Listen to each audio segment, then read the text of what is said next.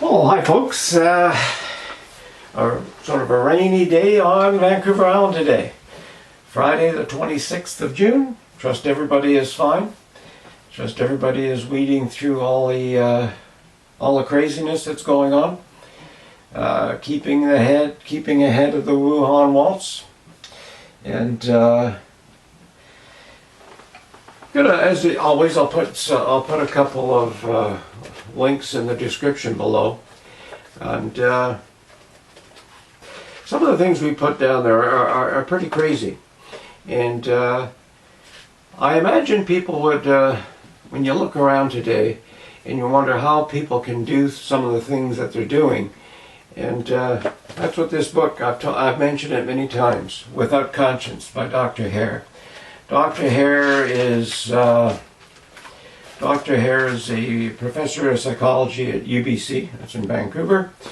He's one of the world's foremost experts on psychopathy, and that's what the book is about. It's explaining the difference between a person with conscience and one without.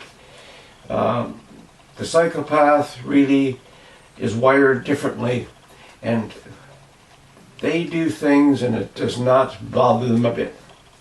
And they can lay off 10,000 people, destroy a lot of families in their lives, no problem. It's all about what they want to do, sort of thing. And as you look at Big Pharma and a lot of the things that happen, you wonder, how can they do that? I see a report today where they're trying to dish vitamin D3 and vitamin C. And if you say those, or put those in your description line on YouTube, you get censored. When you put, Twitter will censor you for saying that. It's interesting. But it's obvious they want to push this silly vaccine they're coming up with. Or maybe already have come up with, and just waiting till we're all ready to roll up our sleeves. And of course that's vitamin D3 and vitamin C are rather inexpensive, and if you keep your immune system up, look after yourself, chances of getting that are sort of a lot less. And but they still want to give everybody a vaccine. And we've had the Corbett Report talk about that. He's done a wonderful documentary. You can go to thecorbettreport.com, and it's on his website. It's free. He doesn't charge for what he does, and he just sort of goes through this whole scam with this vaccine. Interesting. So I'm not going to go through all that now. You can research that yourself. But there are a lot of people lining up waiting for it, scared shitless about this, about the Wuhan waltz, so they got to get a vaccine for it. And it's in pure bogus. It's designed by people like this. Another link that I'll have in the description today is about how money is being stolen from the elderly, from the wealthy people, and people who are in care homes or who have caregivers and that. And you'll find that very disappointing. And you wonder, how in the hell could people do this? And obviously some people just do things for money. And even those who do it for money, if you want you to read this, he has designed a set of questions to see where you stand in this. And I would think people who are doing these dastardly things are pretty high up in that scale. And interesting. I guess that's about all. There's a few comical things going on. You probably heard about the fellow in Scotland who was fined for calling his ex-girlfriend's new fiance a leprechaun. And I guess maybe there's a couple of things more, but it's pretty much that they view leprechaun as a racist hate crime sort of thing. Go figure. We are so brainwashed today, so brainwashed. It's crazy. So you got to chuckle at that. I'm not sure if you watched the rapper yesterday in the link explaining that the Black Lives Matter banner has nothing to do with blacks. It's to do with all of the insurrection people. You can watch that. I posted that yesterday. And if you didn't see it, go to Lord Jamar. And I'm not a fan of rap, so I don't listen to his music. But I had watched an interview with him, and he sort of explained that quite plainly. And of course, there's a lot of other people who say the same. And so that's about it for today. Just thought I would just touch base and encourage you to read Without Conscience. Now, this really helps you understand this sort of thing. You know, there's so much information now that is that's available. If you go to parler.com, P-A-R-L-E-R, it's like a Twitter, except there's less censorship there. George Webb is writing a book, and it's available right on there. He's an investigative journalist, much like the one that I had on the link yesterday, Susan Woodward.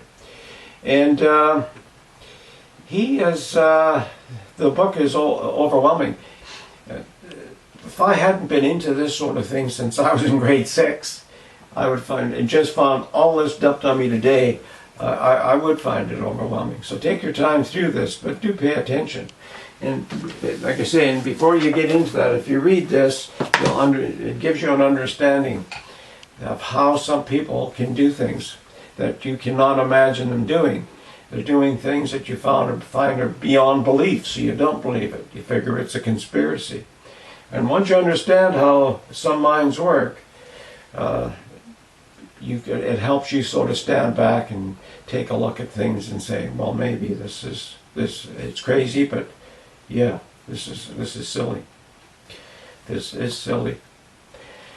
So anyway, if you're on Parler, George, it's Georg, without the E, .web. Or George Webb is W-E-B-B. And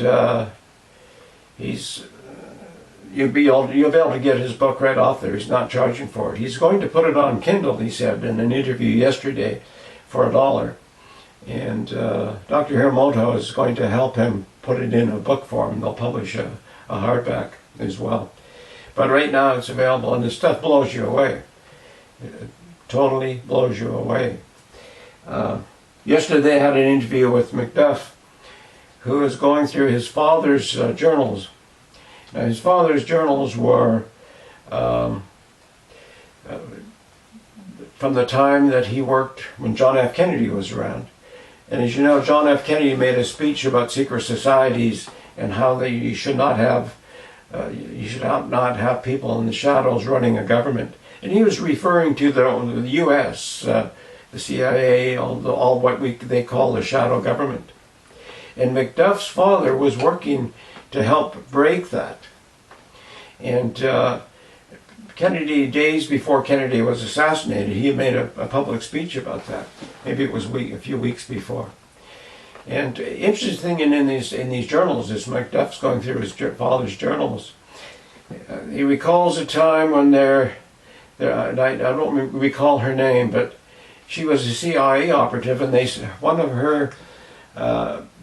her missions was to go over to Cuba, have an affair with Castro, and poison him.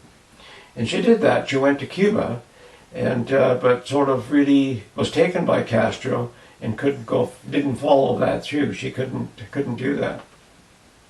But 3 days before Kennedy was assassinated, she was meeting with another CIA operative, Lee Harvey Oswald, Jack Ruby, this other CIA person, and her. They were having a meeting in Dallas. And another fellow who was very active in the CIA at that time was George Bush Sr. And these are things that conventional news doesn't tell you about. Well, they're controlled by the top end, so they wouldn't. But if you're interested in that sort of thing, and again, it's hard to believe that some people would do that until you understand that. Guess that's about all for now. Take care. See you tomorrow. Bye for now.